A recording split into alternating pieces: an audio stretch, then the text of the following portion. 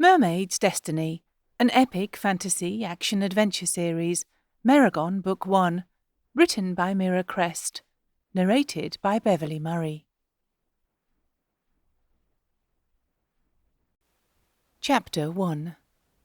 Dark shadows across the surface of the water, and her sister's sharp warning pulled her out of the recesses of the dream. Cirona kept her eyes squeezed shut as she tried to sift through what was dream and what was memory. Had she and her sisters really chased those warring shadows? Cirona had swum faster, almost skimming the surface of the water. She was the only one to see him fall. Him. The mermaid searched her mind, but it was as murky and tumultuous as the sea, whipped up by a storm. As she floated from dream to consciousness, Cirona kept her eyes tightly shut. Her ears echoed with the loud metallic crash, the sharp collision of heavy iron that had interrupted her dream and was still reverberating in her head. She knew something was wrong, very wrong, and she was afraid to move. She kept still and tried to sort shadows from dreams and dreams from memories. She remembered the wide wings and the slicing tail sailing over the heads of her sisters. Cirona had laughed as her younger sister dove in fright. Talia, only a year and a half younger than her, had stayed on top of the waves with her, and it was Talia that first saw the shadows. The sinister formations followed the dragon across the sky before surrounding it in dark thundercloud that threatened the smooth waters below. Cirona smothered a whimper. Had her sweet, loyal sisters made it to the safety of the deep, or did the purple flash capture them as well? The mermaid's eyes flew open. She had to see her sisters safe. Cirona was the eldest, the heir, and it was her duty to lead and protect. She cautiously pulled herself up to sitting and searched her dim surroundings. What had made that terrifying crashing sound? As far as she could see, she was alone, beached in some sort of damp cave, and her tail swept across the cold, clammy floor. She scented water, its tang so clear and pure she coughed in surprise. Where was such strange water found? Not in any tidal cave her kingdom had ever known. Cirona inched forward across the smooth floor. The damp atmosphere meant she had no fear of drying sickness, and the strong scent of water made her hopeful of an aquatic escape. Her scales whispered as she dragged further across the floor, and found an unexpected boundary. Dank bars of dark iron stopped her. She looked up, willing to climb, but the oppressive iron created a cover of crossed bars above her. Cirona fought back panic as she measured out her cage. The purple flash surfaced in her mind again. It had been a spell welded to render her unconscious. She clutched her hands to her heart as she grew certain the dark magic had not just been a nightmare. Someone had dared to use outlawed magic. They had kidnapped a member of the royal family. Her heart beat faster, and adrenaline pumped from the crown of her head to the tip of her fin. Cirona was well known in the Mermaid Kingdom for her temper and her power, and now she felt justified to unleash both. She raised herself up and held out both hands, palms up. They shone with an aquamarine light as Cirona pulled her element to her. Water trickled and splashed from the recesses of the unnatural cave, and then rushed towards the cage bars. Cirona concentrated it on the closest bars, certain she could corrode them and break free, but to no avail. The water crashed against the bars and immediately dissipated into steam. Her every effort sizzled against the strange iron and made no effect whatsoever. She tried until her arms shook and her palms stung, but the cage held. Cirona collapsed and curled her arms tight around her tail. She trembled as she thought through exactly what her foiled efforts meant. It had to be fire. Fire was the opposite of her elemental water powers, and it would explain how even the smallest drop of water turned to vapour when it reached the bars. Cirona shivered. Only dark magic could fuse an element to another substance. She sniffed cautiously at the cloudy steam and crinkled her nose at the burning scent of sulphur. Fire magic in its purest form had been melded into the core of the iron bars. "It can't be," she muttered out loud, too frightened by her discovery to stay silent. "Only dark magic can extract a pure element." Cirona clapped her hands over her mouth. That level of dark magic was only heard of in fairy tales, meant to scare little swimmers. According to mermaid lore, the extraction of pure elements took blood sacrifice and bound the practitioner to the dark. Those stories always ended with a gentle reminder that such things were part of the long-dead past, alive only in fantastical tales. This was the first time Cirona realised every story started with a particle of truth, before the pearly layers of legend hid the origin. Talia had been terrifying their younger sisters with such tales the morning before they saw the shadows. Cirona had chided her, but her younger sister had been adamant about every detail. Talia claimed there'd been an increase in strange occurrences that she believed showed a revival of the dark ways. "Stop scaring them!" Cirona had laughed. Cirona shivered in her cage and remembered how Talia had insisted something evil was stalking them. "Please, Sissy," Talia had begged her, "stay away from the surface today." Cirona had ignored her younger sister, even mocked her for her worry, and then they had seen the wide-winged shadow of the dragon. Forgetting her sister's premonition, Cirona had shot to the surface, ready to defend her ocean subjects from the beast. She'd been proud when her sisters had joined her, courageous despite their worries, and together they chased the dragon's path across the waves. Then the shadowed forms had flown together and cast a cold pall over the water. Above there was a furious battle, and it was Cirona that had spotted a helpless human fall into the waves below. She had shot through the churning water and found the dark-haired man beneath the waves. He was heavy, muscular, and handsome, and the mermaid had just pulled him back to the surface when the purple flash overtook her. Fear and grief clutched her heart as she thought of the unfortunate man she had been unable to save. Her father had long warned her that humans were more trouble than they're worth, but Cirona and her sisters prided themselves on helping all those in need. There wouldn't be so many hapless victims if the dragons didn't wage war all the time. "I should have known a dragon was a bad omen," Cirona told herself in a harsh whisper. At the sound of her voice, two large black eyes opened and looked on her across the expanse of damp cave.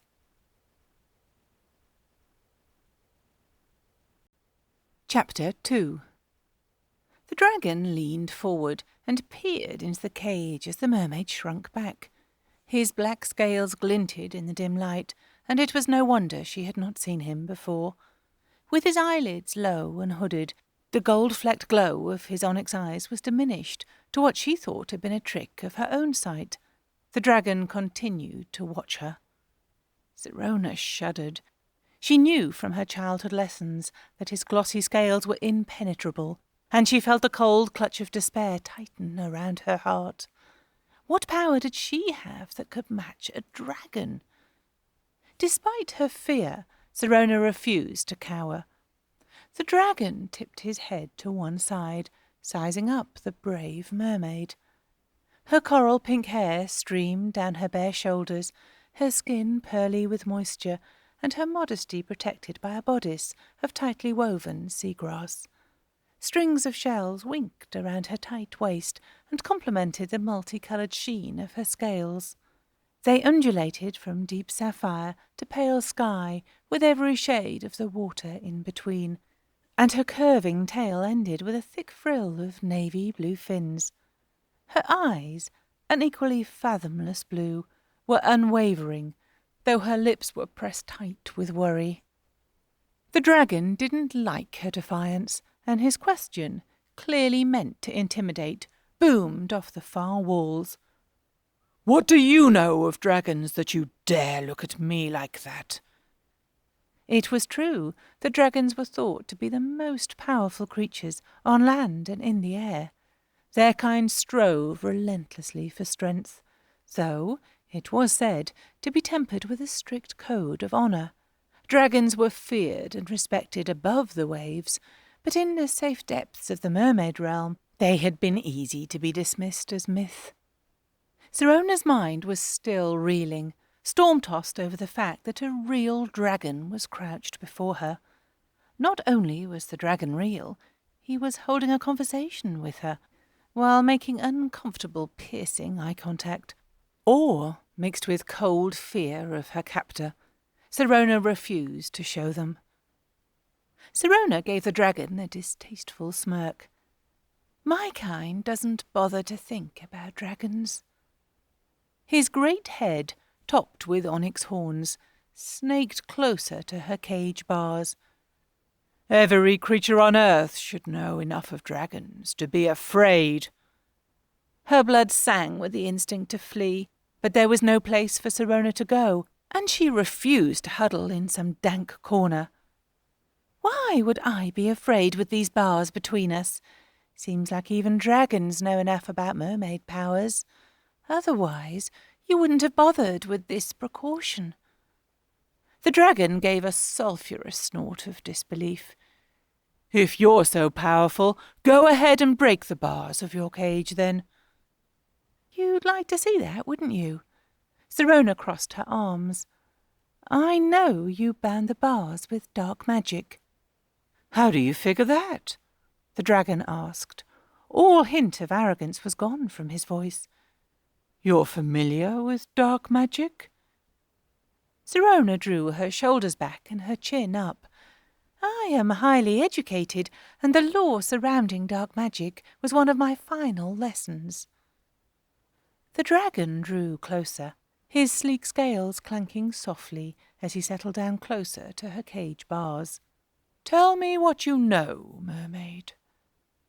The stuffy expectation of compliance in his tone made Cirona's jaws set hard. Why should she tell him anything? Her heartbeat was still too fast, and the effort was drying her skin. She took a deep breath and tried to settle down. If she spoke to him about dark magic, maybe he would let something slip that she could use to unlock her cage. Cirona took a deep breath and appeared to give in with an exhausted sigh. "I know only dark magic can extract the pure essence of an element. There must be a sacrifice, probably something bloody and disgusting, in order to then use dark magic to bind the essence to a lesser substance." He considered that, scratching the base of his horn with one wickedly hooked claw. Then the dragon caught her with another piercing gaze. "Is that all? Is that the extent of your lofty education?" Cirona bristled under his sarcasm. Captor or not, she was not accustomed to any creature disrespecting her.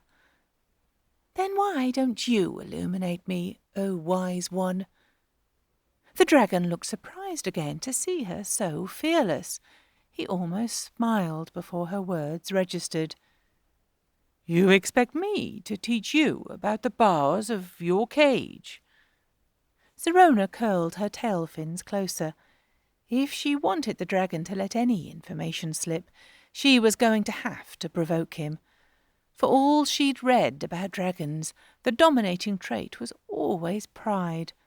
So she took another deep breath and gave what she hoped was a casual shrug. "Typical dragon arrogance," Cirona said. "I bet the only way you keep your wise reputation is by never saying anything. The moment you speak more than one sentence together, your ignorance is probably revealed." "What?" The roar crackled from his throat. She squeezed her fingers into tight fists and fought off the urge to throw up her arms as a feeble shield against his anger. Instead, she forced her voice not to shake. "You must have had someone else perform the dark magic for you."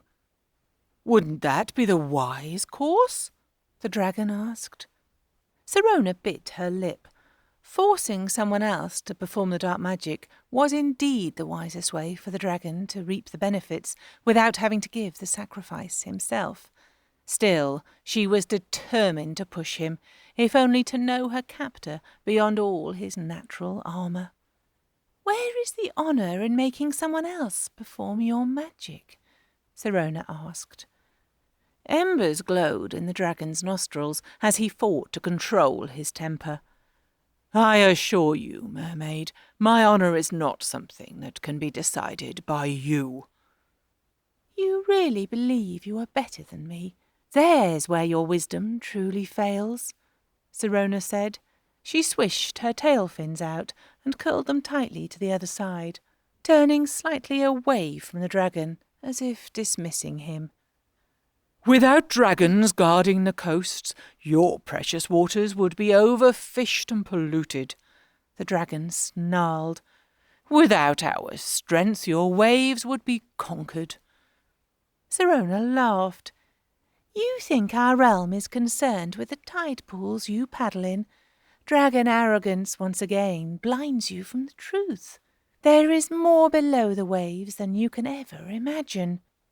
"Even if I was highly educated?" The dragon mocked her, though his face was still hot with anger. She surprised them both by laughing again. "If you were, you would have been smarter than to attempt kidnapping a mermaid." He smouldered and paced the length of her cage bars before whipping his tail around and returning to stare at Cirona again. The mermaid was tense and alert, beads of water glittering over her skin, but she still did not cower.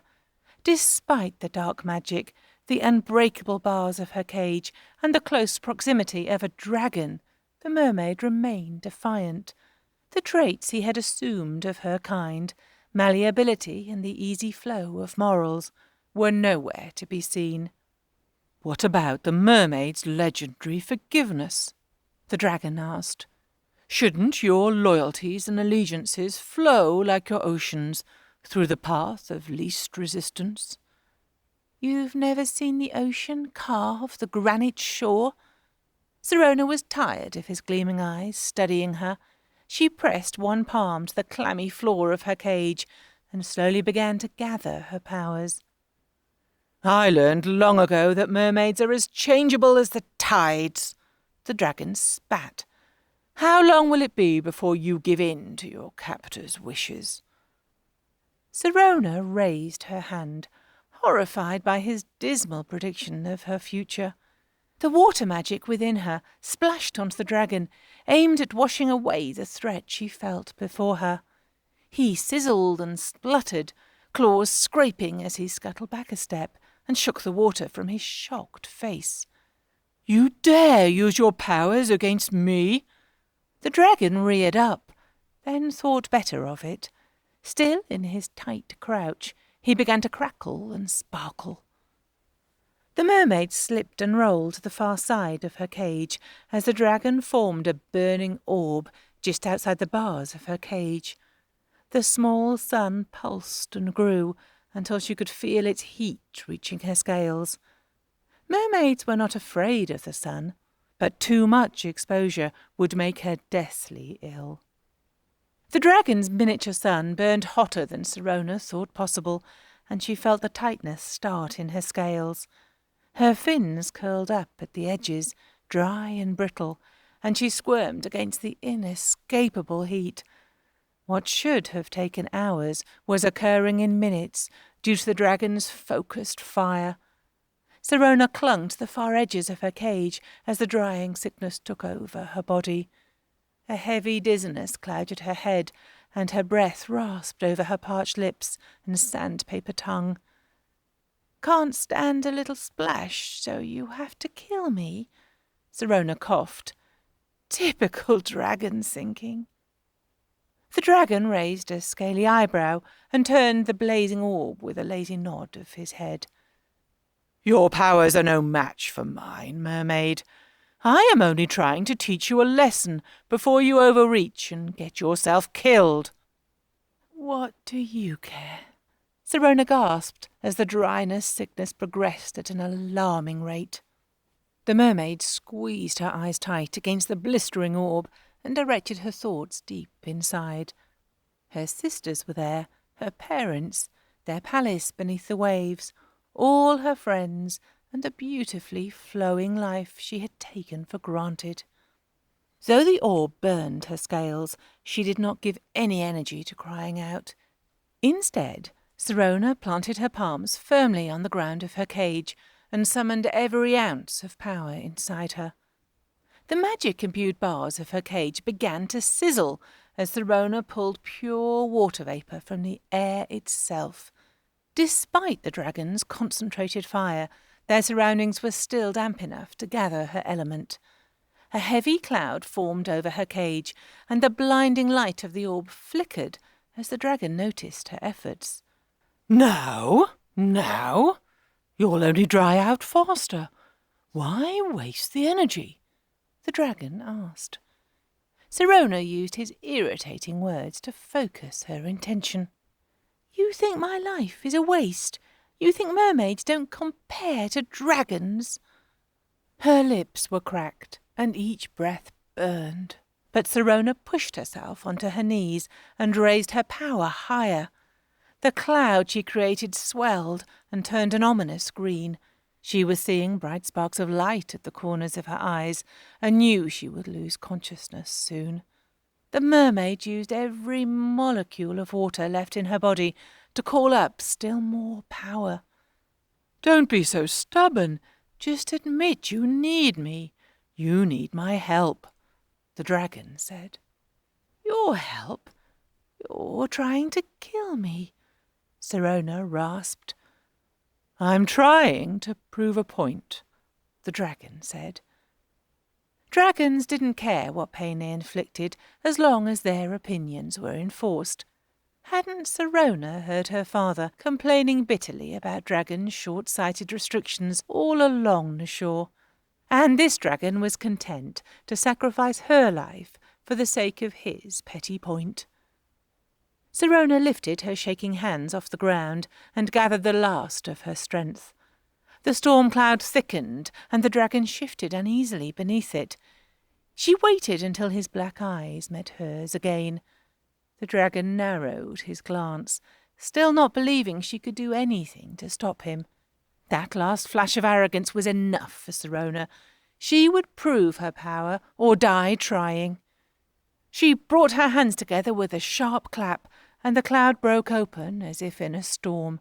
The deluge was so heavy that it fell between the mermaid and dragon like a velvet curtain, and when it cleared the orb was gone. Cirona rolled into the warm water and revived herself, despite the close proximity of her enemy. They were in darkness again, and the dragon's black eyes watched her without blinking. Chapter 3. Cirona splashed the last of the warm water onto her scales and then retreated to the far corner of her cage. She'd defeated the dragon's orb and proven she could defend herself. But now her energy was depleted, and the mermaid feared she could not defeat her enemy. Her mind was a whirlpool of fear, and she took long, steady breaths to calm her thoughts. The dragon's unwavering eyes still watched her, and Cirona needed to clear her head. He can't kill me, the mermaid thought. It made no sense for the dragon to capture her unharmed, cage her, and then kill her. He must need something from her. But what? Her insides shook with fear, but Cirona raised her eyes to meet his again. The narrow glance was gone, and the dragon returned her gaze with ease. She noticed deep flecks of gold within the dragon's black pupils. His heavy head, about the size of an elephant seal, tipped gently to one side as he continued to watch her. Above the black scales of his impressive jaw, Cirona thought she saw his lips curl into a subtle smile. "Impressive, mermaid," the dragon said. His condescending tone stiffened Cirona's spine. She drew herself up, shoulders back, and faced her captor again. What? No belch of fire to finish me off? The dragon chuckled. Why would I do that? Why would you kidnap me and hold me hostage in a cage? Cirona countered. He studied her still. You can summon water of any kind, even the vapour from the air. Cirona crossed her arms and scowled. Don't know much about mermaids, do you, oh wise one?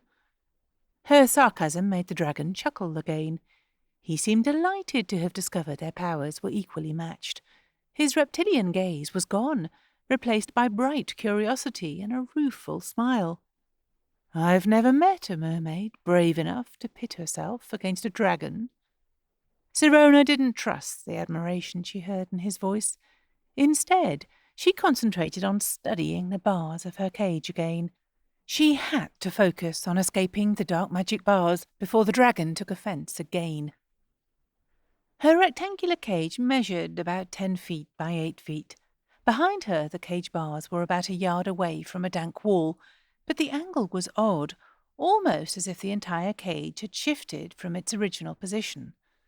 The dragon smiled as she shifted her gaze to the bars nearest his great head. I never thought I'd be glad of a mermaid's company, but you have proven to be a most excellent example of your kind. Cirona scowled, refusing to be charmed by the dragon's sudden good mood. What was the loud crash that woke me? She asked. His onyx brow furrowed. Something shifted the ground beneath us. Something? Cirona asked. It was an odd word, as dragons prided themselves on always knowing the correct answer. She slipped closer across the damp floor of her cage and studied the bars closest to the dragon. In the dim light, she made out a double layer of bars that she hadn't noticed before. The only reasonable answer made her brave enough to slide closer. "Are you caged as well?" Cirona asked the dragon. His luminous eyes slipped from her gaze. Brave but not observant, mermaid. Cirona slithered closer and saw that she was correct.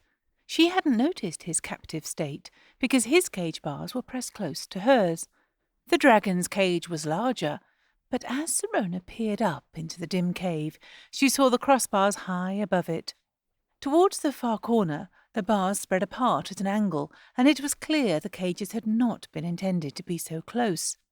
"That was the crash I heard, the noise that woke me," Cirona said. The dragon conceded. The ground shifted and our cages slid together.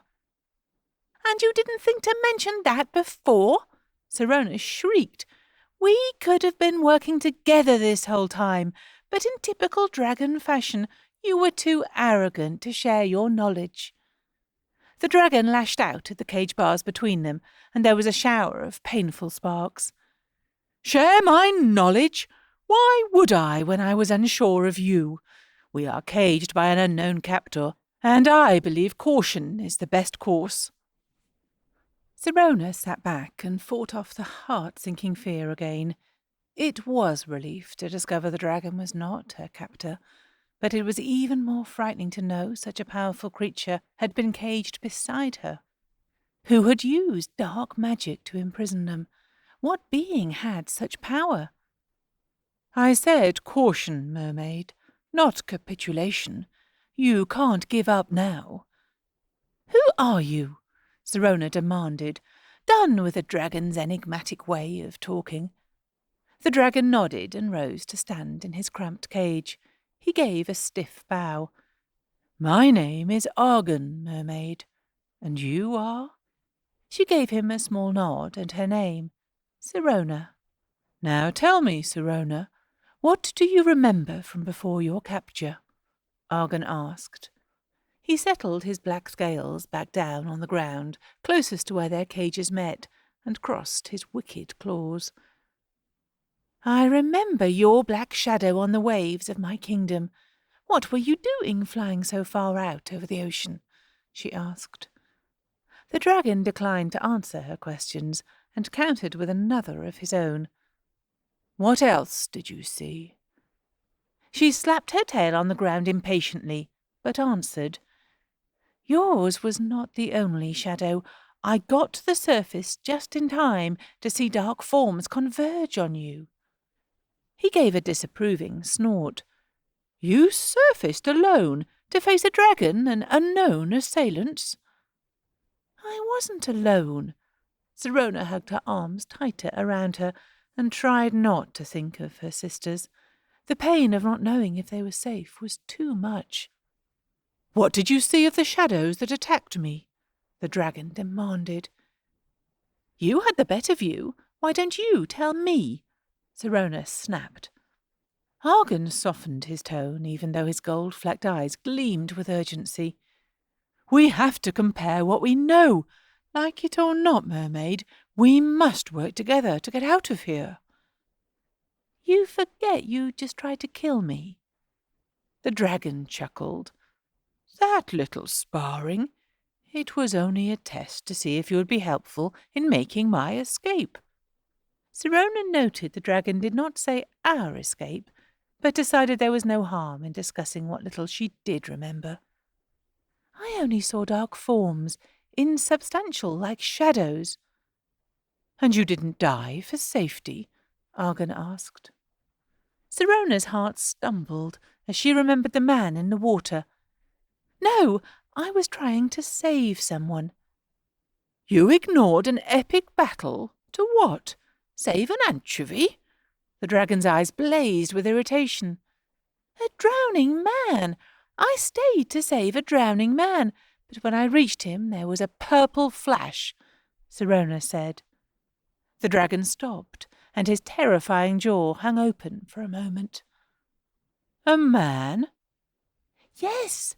Cirona traced her finger through the evaporating puddle around her tail and struggled to remember. "He had thick black hair and wore a necklace of strange shells." "Not shells, dragon scales," Argun said, more to himself than to the mermaid. "You knew him?" Cirona's eyes flew up to the dragon's face, but he was unreadable again. "Why don't you tell me what you remember?" Argun ignored her question and demanded, "Tell me about the purple flash you saw." Cirona searched her mind, but the memory was slashed with worry and fear. She took a deep breath and tried to piece it together. "It came down through the water. I remember because the ocean didn't dilute the colour at all." "It was just light?" the dragon asked. She dug her fingers into her coral-coloured hair and rubbed her head.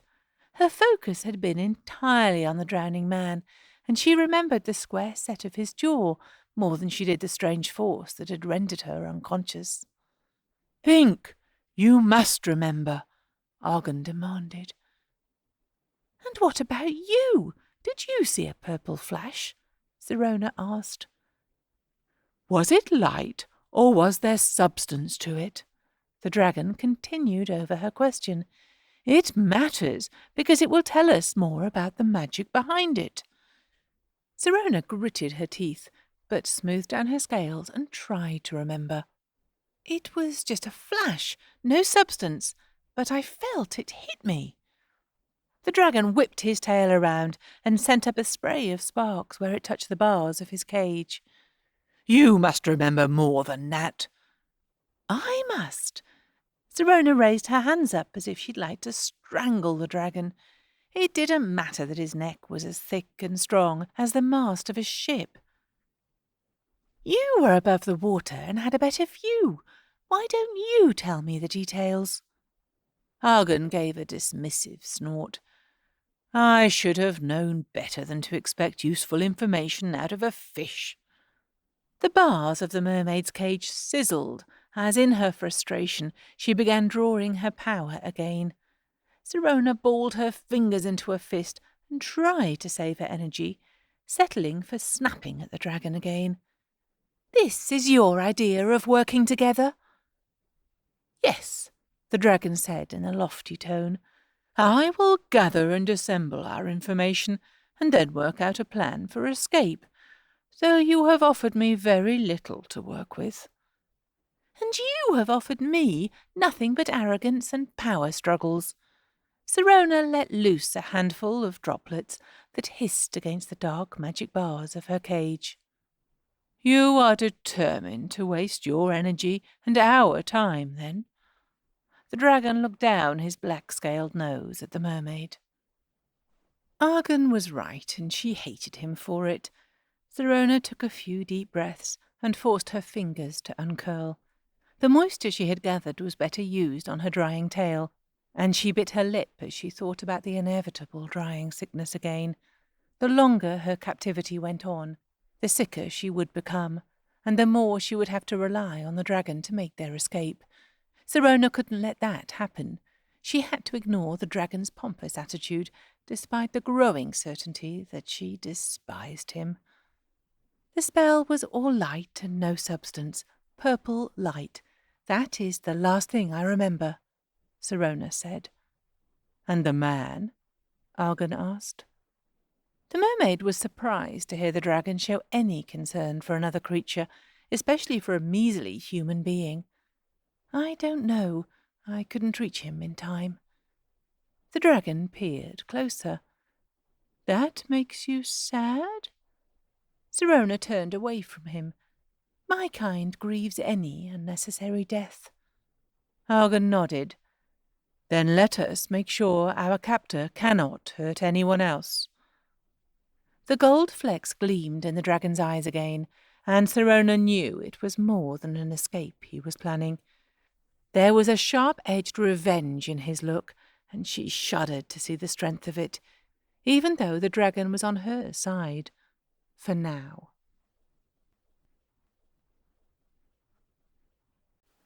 Chapter 4. Cirona inched back to the far end of her cage as the dragon prowled the boundaries inside his own. Every few feet the scales along Argun's back rippled, as if he was restless, flexing his muscles, and underneath she could see an orange glow like embers. The mermaid suppressed a shudder as she took in his size. Bigger than a full-grown orca, and his tail was twice as long. Cirona's eyes widened as she watched Argun's tail rake across the floor, digging in with sharp spikes as his frustration grew. Or was it all just a good show? The mermaid shook herself and focused her gaze securely on the ground. It was hard not to stare at a living, breathing dragon. He was a myth and a frightening mystery, all suddenly real, and set just a few feet away from her tail fins. Cirona stared harder at the ground. Argun had a magnetic power she had never felt before, but she couldn't let it distract her from her situation. He prowled his cage, and she turned her back on his pacing in order to think clearly. Maybe he knew she would be fascinated. Maybe this was all just a ploy to get her to trust him. Why else would a mermaid ever trust a dragon? Cirona chewed on her bottom lip and wondered if she was being naive. Not everything was as it appeared, a lesson she had learned the hard way, and Cirona couldn't bear the idea of being wrong this time. Now she was faced with a real challenge. It would take everything she had to escape the cage, and then she had to find her sisters and ensure their safety. It was more than just her life. It was a chance to prove herself to her father and show him he didn't need a son. She squared her shoulders and forced herself to look at the situation clearly. Her pulse raced and jumped as Argun's onyx horns made sharp contact to the double set of bars that separated them. Still, she had to be pragmatic. The dragon had already underestimated her and insulted all mermaids. It was entirely possible he thought she would fall for a conspirator's plan to get her to talk. Looking back, she realized Argun had only ever asked questions and never gave any information of his own. The only safe decision Cirona knew was the dragon could not be trusted. Argun had his back turned on the mermaid as he pumped his lungs like a bellows clamp. His scales rippled and revealed his skin, glowing white-hot. Cirona only had time to scoot to the corner and wrap her tail fins around her before the dragon let loose an inferno. He directed the blaze at the far corner bars of his cage, but the mermaid still felt the temperature rise all around her. The bars hissed and steamed, glowing a bright blue under Argun's assault. His fire almost spent, the dragon whipped around and battered the cage bars with his lethal tail. The mermaid was relieved when the steam started to settle and the dry heat dissipated. She blinked against the bright spots the dragon's blaze had left in her eyes. In the far corner of Argun's cage, the bars were still intact. Cirona saw how strong the dark magic was just before the dragon reared up and attacked the cage with all his brute strength. With a roar that shook their entire surroundings, Argun rammed the bars, ripped at them with his wicked claws, and let loose another beam of bright fire. The mermaid could not help but cower in her own cage as the enraged dragon fought to break his prison. She hoped he would. It was hard not to marvel at his impenetrable scales, blacker than the midnight depths of the ocean. And Cirona was finding it impossible not to stare at the power beneath them, in awe at the granite muscles that surged as he charged at the accursed bars and hit them full on like a battering ram. She found it easy to believe he could overpower the dark magic, and she waited for the moment he would break free. Would he stay to help her? Would that mean it was all just a trick? Cirona tucked her head down again and worried she wouldn't survive to find out. Then the dragon went quiet. The dark magic bars resonated for a long while, and then it fell silent again. She looked up, and the mermaid's eyes went wide. Argun limped around in a circle, and Cirona was shocked to see he could be hurt. The dragon's shoulder looked as if it was covered in ash. When she looked closer, the mermaid saw it was a bruise. His black scales had cracked where his shoulder had crashed against the cage bars. A few of the dragon's claws were also chipped, and he laid down with a painful groan to worry at them with his teeth. Cirona could tell by the way he gingerly stretched out on his cage floor that his whole body ached from the impact. Either Argun was a terrifically dedicated actor, or he was well and truly captured, like her. Cirona scooted forward to look at his ashy bruise. "You've probably never seen so much callus," the dragon huffed. "We have warriors and guards. I've seen battle scars and shark bites," Cirona said. Argun turned his injury away and immediately acted as if he didn't have a sore bone in his body. "But you've never seen dark magic like this?" The mermaid was suspicious again. "Why do you think I have?" "You're right." Argun raised his head higher. "It was just a foolish hope." Cirona bristled. "I know the day dark magic was outlawed, the day the sacred pact was forged." "School lessons. Yes, thanks, fish," the dragon said, dripping sarcasm. "And I know dark magic like this has an awful cost." Cirona lifted her chin. "I'm sure reptiles must know so much more about blood sacrifice than I was ever taught." "Too civilized to shed blood, eh? How does your kind survive?" Argun taunted her, but he also lowered his head and considered what she had said. "You're right about it being a specific sacrifice." Cirona searched her memory. The lessons on dark magic, its consequences, and its infamous outlawing had all been wrapped in sombre days. Royal mermaids end their formal education by studying alone in quiet caves far beneath the coral castle. The secrets she had learned were all to remain under her thoughts, but rarely brought to light. It was knowledge best learned as a warning and then left in the far recesses of the mind. "Something horrible," the mermaid muttered. Argun cleared his throat. "Yes, dark magic of this caliber requires the sacrifice of one's own kind." Cirona shuddered.